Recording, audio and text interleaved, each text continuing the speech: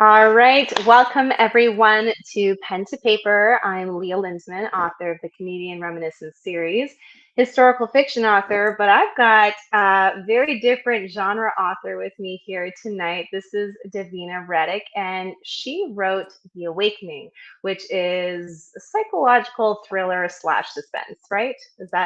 Would you say that's a fair assessment? I would say so. So I definitely want to kind of dive right into how did you start writing? Why did you start writing? What kind of catapulted you into this book project? And is this even the first project you've even tried your hand at? Or, yeah, tell us all about it.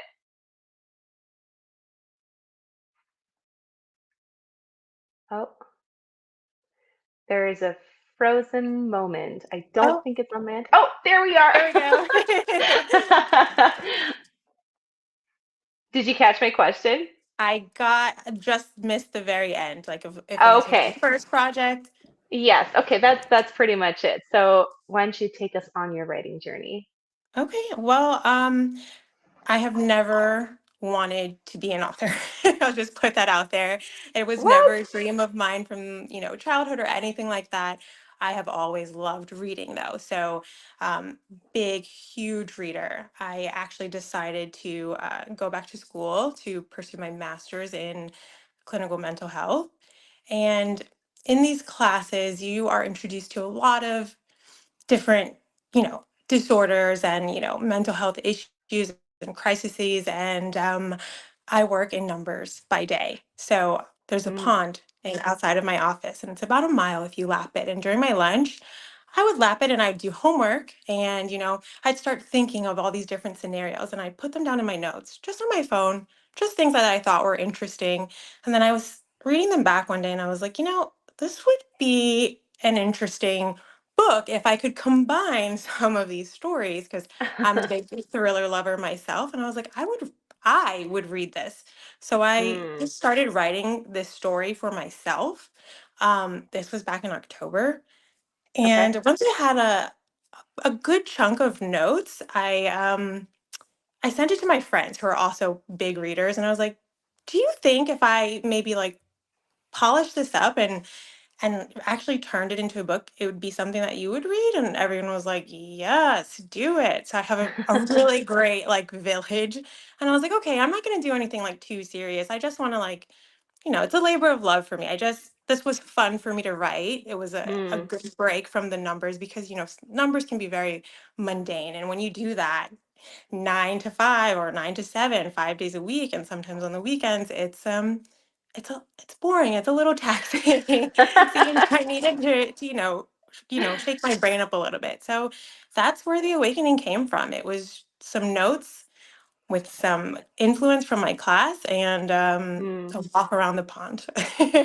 Wow, I love that. Did some of your class actually read, first few of the drafts and give their thoughts on it, or did you have more selected people for that? I actually asked someone who is a licensed therapist Okay. to beta read for me because I wanted to make sure that I didn't use the wrong terminology. I didn't want to Mm, offend. Know that I do have some trigger warnings in my book, and some of the topics or some of the language or scenes can be very disturbing. But what I didn't want to do was, you know, label a disorder one way when it should be labeled another way. And since I'm very new into the yeah. field, I just wanted, some backup there. So that is the only person, someone who's already not someone who was a student like myself, but someone who was already licensed and Yeah. had the know-how. Her name is Danielle. Absolutely loved her. Her feedback was monumental to me.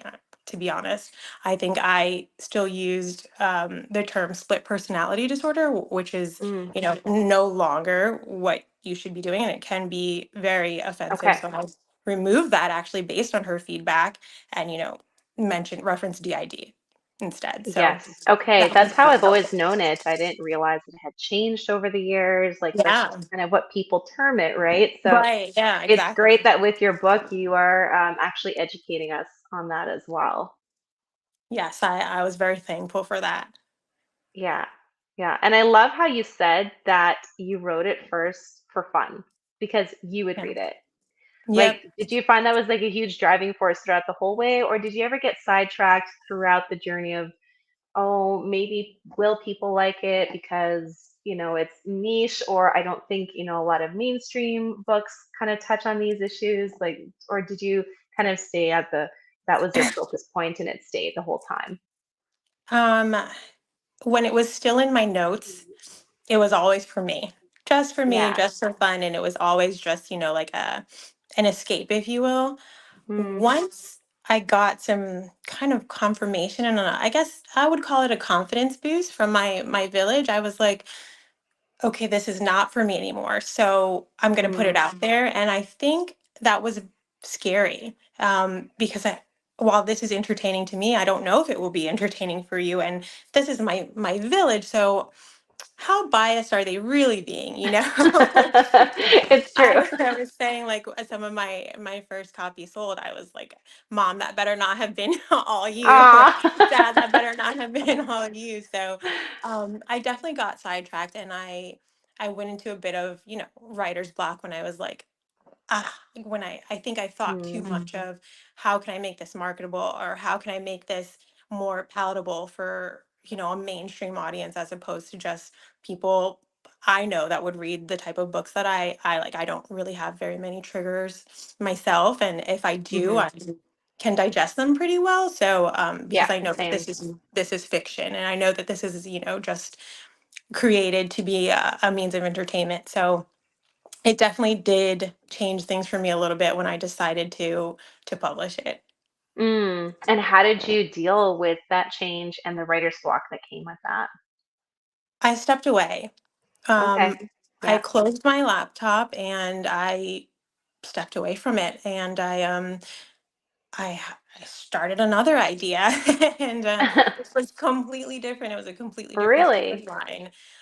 Yeah, it's nothing like The Awakening at all. And then I read, because I feel like the best writers are readers. I mean, honestly, Mm, there's just so much that you get out of it. How I may interpret one book is not how you may interpret it, and there's just so many different worlds that you can create from what you're reading on the pages. There's so much inspiration out there. So I closed my laptop and I read a genre that is not a thriller. I read Fourth Wing, and then I read Iron oh Flame. my. And then I just did some romance, some rom-coms, and Yeah. which really helped, palate cleanse. And then I got back Mm, in, and it was like it just flew. wow. So that's something you would recommend to people who are having writer's block, just to read something maybe different, just to step away. 1000%. I wouldn't say to just, for me, to Yeah. step away for a long period of time. Um, No. I feel like, just if something pops into your head, write it down. It doesn't have to be a full paragraph. It doesn't have to be, if it's just a sentence, write it down, because you can always, I mean, you're going to have to like this story with the amount of times that you're going to need to read it yourself. Yeah, So you can always edit the page, but you can't edit anything if you don't write it down. So, I mean, exactly. I would step away from it and clear your mind and get a palate cleanse, but I don't really like the advice that I've heard of, like, walking away for a substantial amount of times. Hmm. I don't know how that would be beneficial, but it may work for some. I just know that wouldn't work for me. Yeah. And the other thing that you wrote, is that ever going to come to light, or It is. it I have is? plans for November, so I'm excited about it. That's the next thing that's coming out. No Yes. way. So it's very Yep. different from The Awakening. It is very different. It is. I say it has more of a mystery twang to it, as Okay. opposed to the psychological thriller aspect. Yeah. Um, there is no spice. If you've read The Awakening, there are some spicy scenes that are not exactly romantic. They're a little bit No, disturbing in the spice department. that's um, right. th- there's no spice here. There's So some it's like a closed cozy door mystery. romance. There's a Oh, closed door okay. romance there. It's more secret society cult underbelly vibes, but Oh, okay. not this one. My grandma can my grandma can read this one. So how did you deter her from the awakening? Did you say, "No, Grandma, you can't read this," or you I just told, gently yeah, told her? I told them all. I told my father he couldn't read it. I told my mom she couldn't read it. Oh, wow. But my mom's hard headed, so she read it anyway. But I literally, I told them not to read it. Oh, well, I'm very excited for the mysteries, the secret occult. Like that sounds like a lot of fun for sure. It's For definitely fun. those who don't know what the awakening is, you want to give us like a little pitch of what the awakening is? Since you said it's Sure. psychological thriller, there's some spice, but not some great spice. Tell us all No. about it. This book is it's written in a way, for me, this is how I meant Mhm. it, and I hope it's received this way, but I want it to be more of an like immersive read. Mm, My girl, my female main character, who we don't actually learn her name until we're a little bit further into the book, she is just she's a lot. She's a lot. She's a lot, and she's got a lot going on upstairs. And so as you're reading it, you're meant to be as confused as she is. You're meant to be as yes. frustrated as she is, because I just want you to feel all the feels. Because then maybe once you do get further and you can understand or empathize or sympathize with some of the actions that she's taken. Now, not to say that anything that she's done or hasn't done are correct or morally sound. It's just to Hmm. say that you might understand where she's coming from when she was in, that frame of mind. There's a heavy emphasis here with her on mental health and their treatment of it or lack thereof. Hmm. She's got some heavy attachment issues and some heavy daddy issues. There's a lot of familiar issues there that are just haunting her, if you will. And Yeah. until she accepts, what's within, she's not really going to, prosper or be able to move forward in life. And she takes you on quite the ride there. Oh, yeah. When she goes through memory lane right up to the present day. But she's a mom, she's a wife, she's a lot of people that are relatable. So I hope that the confusion in the beginning doesn't turn too many readers away or turn them off until they get further in to understand why it's written that way. Yeah, no, for myself, I read it and yes, I was confused, but it was the confusion that like I want to know more. Like what's happening? You want to figure out that confusion instead of I don't want anything to do with the confusion. So it Right. worked really, really well for me anyways, and it looks like for a lot of your readers too. Oh, awesome. That's good. That's good to hear. That's reassuring. Yeah, no, it was very like it was just the line you wrote or walked was just perfect. It wasn't too much on one side and too much on the other side. And you said she's, she's a lot, which Yes. she deals with a lot of things that I don't deal with. But there were instances where she's just going down all these little tiny rabbit holes. And I saw myself in that. I'm like, Right. oh, yeah, I've had that thought, and I'm a mom and I'm a wife. And, so even though we may not maybe the majority of your readers don't understand her completely, she's definitely very relatable still. Right. So Yeah. Oh, you walk that line very, very well with the writing. it's a very thin line, though, isn't Yes. it? But you It's did like, well, I think maybe because obviously you're doing the clinical mental classes, right? So I'm sure that must have helped out quite a bit because maybe someone who hasn't had those classes and then attempted to write what you right, wrote probably wouldn't have done well. So you did well. You're writing what you're learning, what you're knowing, and right, right. yeah, Just trying to turn just a little bit of an entertainment spin on it. yeah, But yes, it has helped yeah, tremendously for that particular story. 100%. exactly. Yes. And what about the murder one that's coming out, the secret occult? Like where did, can you give us like a little tidbit of where did occult come into this? Well, my like I mentioned before, my husband, he plays basketball overseas, and Yeah. we are in our 11th year now.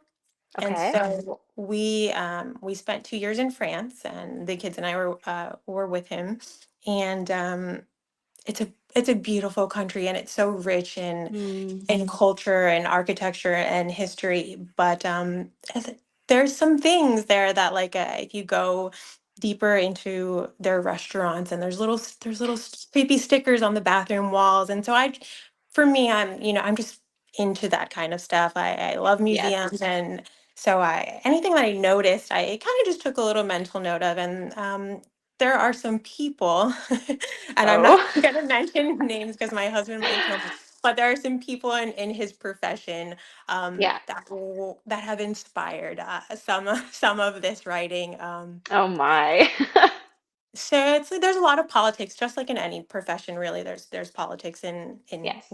the government, and there's politics in professional basketball. There's Mm-hmm. politics in publishing. So Yeah. um, it's just a spin on what I've taken from his career, just turned into the ballet world, actually.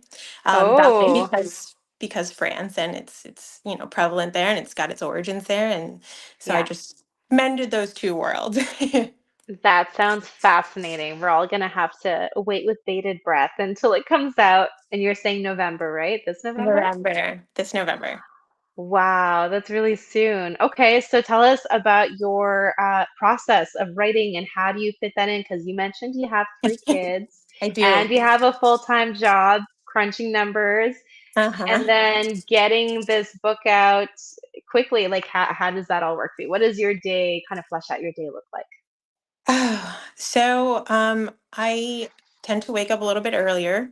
Okay. Um, that is about the only time that I can squeeze in whatever I Yeah. have racking up in my brain. So somewhere around 5 a.m. I get started, Okay. and if I happen to think of something, or if something's weighing heavy on me that pertains to this particular story, or maybe another idea, I just jot it down. I'll just open my laptop, which sits on the side of my bed every night, and I'll just open it up and I'll just quickly type. There's no I don't have a stringent outline. I don't have a word count. I know that, like, a lot of people in the community have a daily word count or a goal, and I Hmm. don't have a strict situation happening here, simply because I am a mom, and I am in school full Yeah. time, and I am working full time, and my husband is still overseas. So Hmm.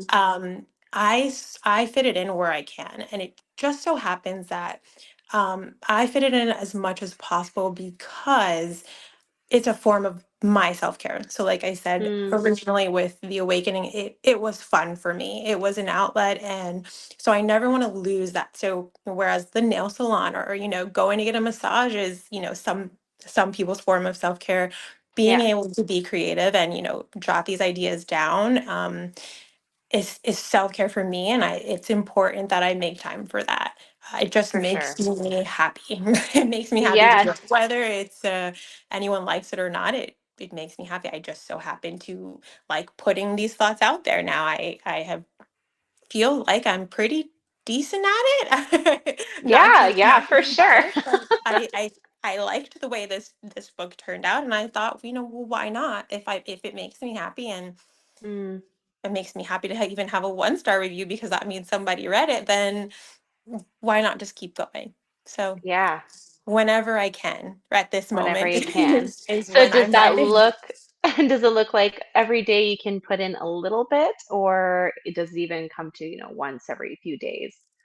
I try to write at least something down, whether it was, oh, I liked this song, or, that Yes. song jogged a memory for me. I'll write the song title down, and then I'll go back and listen to the song later. And then I'll jot down what emotion that song made me think of. Like, Mm, why did that song mean something to me? And how does it pertain to this particular story that I'm writing? So it may not actually be me writing the chapters. I may not be like putting the words to paper, but I'm just hypothesizing and thinking about why this is relating to this particular story to me, or what outside influence is. And I write these down because I have serious mom brain, and I will forget. And I know that I know that it's a it means thing. something in the moment, and I don't want to forget it, so I will write it down. And Yeah. so literally every day I write something that has some kind of influence on me that I intend to use. Whether I use it or not, I don't know, but once Yes. I actually sit down to write, which is usually on a Sunday night, if I'm being honest, is when I can Okay. really chop out a lot of words. Throughout the week is just little notes here and there. Yes, yeah. No, for sure. That's kind of same similar situation for me too. Although I was in the 5 a.m. groove for a little bit and then I lost it. So now It's it's snooze. The snooze will do it to you every time. yeah, yeah, no, it is the snooze. I think what was I doing? I had my phone in the room, but I had it like very far away, so I had to really get up. But the thing is, my baby's getting up at this time, 5, 6. And for some reason, I'm just feeling exhausted. Mhm. So I kind of get it in the afternoons. I'm able to kind of squirrel it in a little bit, but no, I feel you. And the mom brain. And once it gets nighttime, forget it. Like Oh, nighttime is just like the worst time for me to write anything to. oh, for sure. Because you're prepping Yeah, for the next day. You're like, well, who needs what? exactly. Are the lunches made? Like, yeah, totally. Yeah. Yeah, that's it. Yeah. No, that's great. It's nice to hear that, you're very relatable in that sense. And I think even people who are not moms, writers who just are busy with life, Life that is, yeah, life is yeah, lifing at all times. Like, life is crazy for everyone, I'm sure. yeah, but you know what? You just mentioned though, you said that you write, like even if it's a song and how it pertains to the book. So you do obviously a lot of journaling and a lot of self-reflection. I think it could just be a journaling of a few sentences or a paragraph, but that's journaling. You're reflecting. So that's actually very studies show that journaling is the best way to enhance your life, to really be focused and thoughtful about what you're doing. So obviously even just something small like that has huge ramifications toward your performance.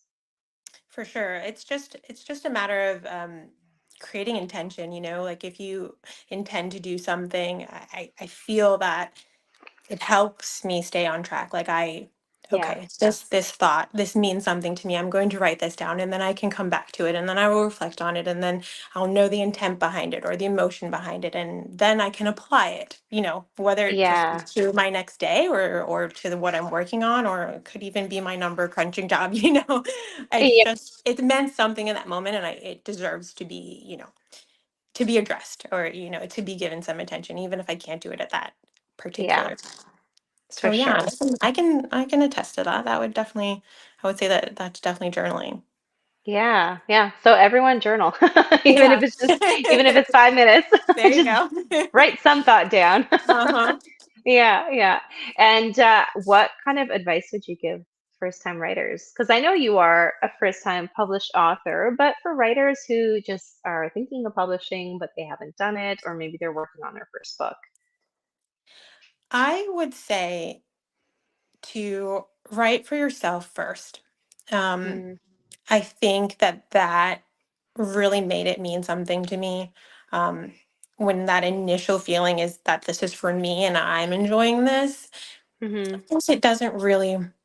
Of course, it's scary once you decide that you're going to put it out into the world, and of course, everyone wants their thoughts and their stories to be loved and embraced. But I think when deep down at the end of the day, you know that you wrote that for you and you loved it, it mm-hmm. doesn't weigh so hard once you put it out there. Once you get over that initial fear, so I'd say my best advice is to write for yourself first, and to keep writing. I mean, Yeah, my first drafts were awful. Like there were plot holes beyond plot holes and thank goodness for beta readers which I didn't even know. This is how novice, like I'm very new. I didn't even know what a beta reader was. I was on Google constantly figuring out how to get my yes, foot in this world and what all the acronyms were and so, I mean, this community though is very welcoming if the information is out there if you just ask. mm, I haven't found a mean spirited or, gatekeeping soul yet. So, and I think yeah. that's beautiful. Yeah, no, it's been my experience too. I mean, I've been writing since, or at least I published back in 2016, but I kind of definitely felt like the lone wolf figure. Mhm. Like I wasn't breaking into any communities, and that's probably my fault. I just didn't know how, or just maybe didn't even put myself out there. But ever since the last few years, I've been doing that. it's really just opened up a whole, world of really amazing and supporting people just wanting to share what you're sharing. And then, yeah, as you said, answering questions and just being very helpful that way. For sure. It's nerve-wracking to put yourself out there. And it's Yeah. humbling and nobody wants to seem like, you know, they don't know what they're talking about. It's Mm, you don't want to face that. Embarrassment is a real thing. So or imposter syndrome is a real thing. So I get that. yeah. Um, you just my friends encouraged me. I've got a really great group of friends, and my husband and my parents, they're all very supportive. So they were just like, just do it. Wow. Just do it. Just reach out Yeah. because the worst thing that could happen is they could say no. And Yeah. then you can Exactly. just move on. Yeah, yeah. Just say, yeah, they can say no, or you look small, but hey, you're not Yeah. going to be small for long as you progress through your paces, right? Right, exactly. Yeah, yeah, for sure. And what about the marketing side? So you're a new author, but you did get into the top 100 bestseller for Amazon, right? What I category did was that again? medical thrillers. Medical thrillers. There you go. So, tell us a little bit of like, what did you do? What did you focus on? Um, okay. I just want to say that marketing is so hard. And Yeah. my hat goes off to anyone that does this for a living because it is like it's nonstop. You can't miss a day. It's just a lot. And I really don't know if which one's harder, like writing the book and Mm. or marketing the book. Or We're still both, on the doing fence. both. We're on the fence about that because I just can't. Yeah. It's a lot. I used Google is my Yeah. best friend in this process, and I just looked for the resources. Mhm.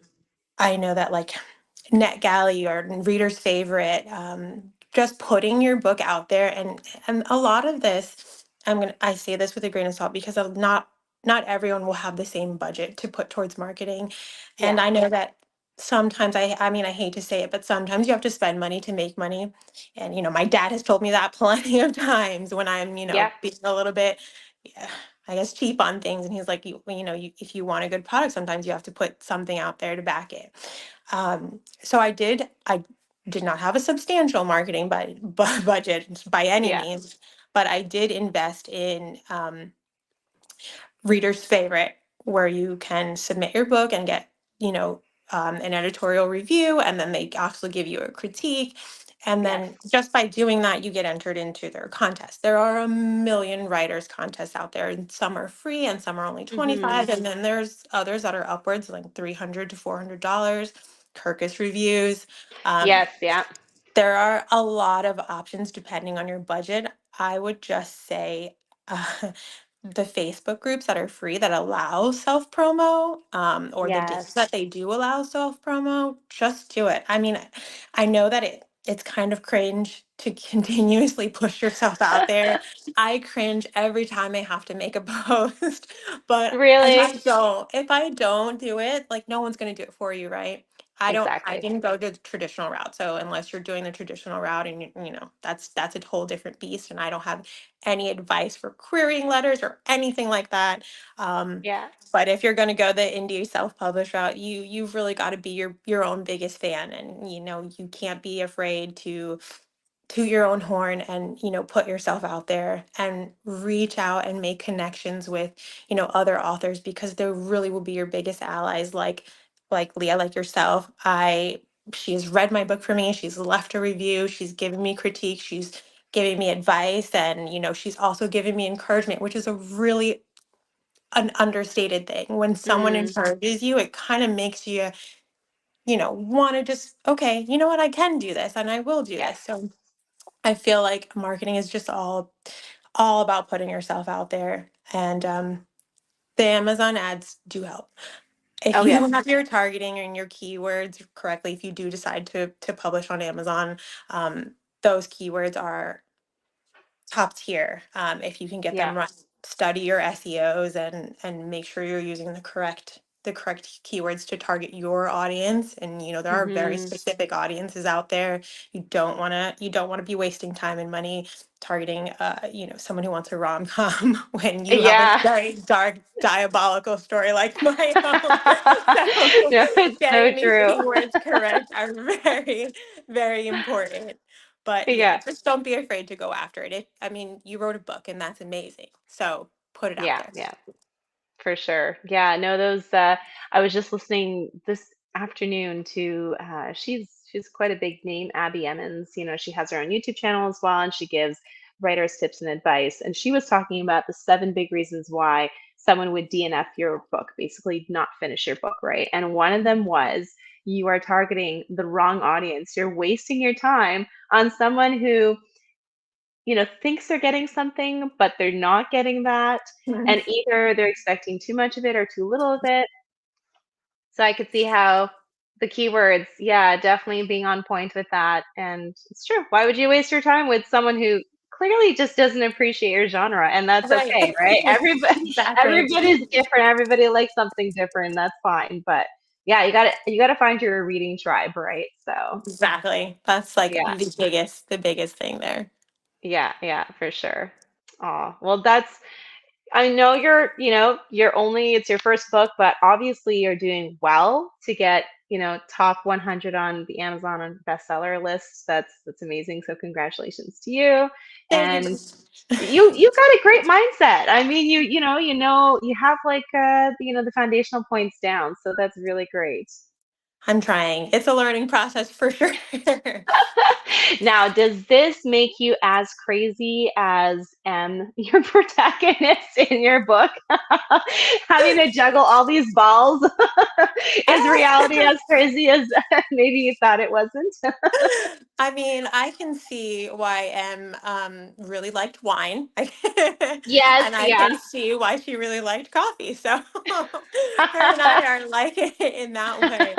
Um, but yeah, it's a lot more than I anticipated. I Mm, I did not. I was not fully prepared for the work that went into it, and it's a lot of work. So my hat goes off to anyone who's writing a book right now and attempting to publishing it either way, traditionally yeah. or self-publishing it. It's a lot. It's very trying, and it's a bit emotional. It's Mm. something that came from you. So yeah, it's it's definitely more than I thought it would be. But she's doing it again. I know. You obviously love it that much. It's like Pringles. Once you pop, you can't stop. It's fun. Yeah, I loved it. It's been a fun ride. I've learned a lot and I've made a lot of great connections, and Mm, I'm excited to keep doing it, whether it is solely for myself and a little following who happens to enjoy my writing style, or it becomes broader. I think I will continue writing simply because it makes me happy. exactly. Yeah. And you read a lot of that type of genre that you wrote, right? I Is that do. correct? Yes. Yes. Okay. Who are your favorite writers in this field, like psychological thriller? Um, I'd say Geneva Rose is a fave of mine. I Okay. do like Frida. Um, I've just recently started reading John Mars. I haven't really read him before, but he's got me with Keep It in the in the Family. It's a nice Okay. slow burn, that one. Um, Alex, of course. And yeah, I'd say those are my guys. Lisa Jewell, obviously. Mm. There's so many. There's a lot of good ones. I And then know I'll, there's too and then I'll many be good mad at ones. myself when I think about it later, like, oh, I forgot. Well, you can always put it in the comments below. Right. So that's all good. So we do have a giveaway. We For do. tonight, yes, but at the moment, there is no one on the chat for now, which is fine. So we're going to change it up a little bit. Basically, we're going to say that the first person who comments giveaway on this video gets the prize. Now, tell us what the prizes are. The prizes are a signed copy of the paperback if you are in the US because shipping Mm-hmm. fees are crazy. Yes. Um, but also, I would like to also give away an ebook that is open internationally. There you go. So if you are the first person to put in giveaway and you're in the US, you are going to get the paperback free copy signed by Davina. And if you're international, then you're going to get the ebook. And basically, we're going to go like that. So I'm seeing someone waver in the viewing. So if they see this, then they can put that in. But we're just going to put that out there and also on Instagram too. So your first come, first serve. Awesome. Yes. And thanks for being so generous with your books and being willing to share a great reading experience, a confusing but a great reading experience nonetheless. So I'm guessing the next one that's coming will not be as confusing, or maybe just a tad confusing because it's a mystery, but right? Just a little to make you think, but no, Hmm. nothing like this one. And where are we on that plan? Like, have you written your first draft? Are you have I have yes. written my first draft, and Okay. the trailer is in the mix. I am hoping to Oh, release the trailer soon. If you are subscribed to my mailing list, you will see it first. okay. Um, and I I'm almost through the second draft. I just, you know, I'm just nitpicking some stuff right now, but I hope to get it to my editor soon. And I'm going to use the same editor I did for The Awakening because she was phenomenal and Great. she And really for got the my book voice. trailer, do you do it yourself? Like, how do you go about that? Because I love doing book trailers for my books too. Yeah. I've done it with just whatever resources I have, but what do you do for that? So I have outsourced this because Okay. you're fantastic at this digital stuff and these Oh. digital creations. But digital content is not my strong suit. So if you are, looking for freelance artists, there's like Hmm. Fiverr that you can go on and, hire Yes. someone. There's 99 Designs. There's Reedsy. There's plethora of Hmm. options out there for you to find a freelance artist that can create a book trailer for you, or a cover art, or formatting, and chapter headers, and anything. The world is your oyster out there. You just have to look. Yeah, yeah. So you went with someone you outsourced it to for the first for the Awakening book trailer. I, yep. Yeah, it was incredible actually. I would actually love to throw it up here. I did not prep for this, but let me see if I can find it quickly. Where did you post it again? I no, it's on your Um, website, right? it might not be there anymore, but it Oh no. was. Okay, let It me was take a there. quick look because if we can throw it up on here, that will be a lot of fun. It was very well done. Definitely got me in the groove of yeah, The Awakening, and no, it's not here anymore.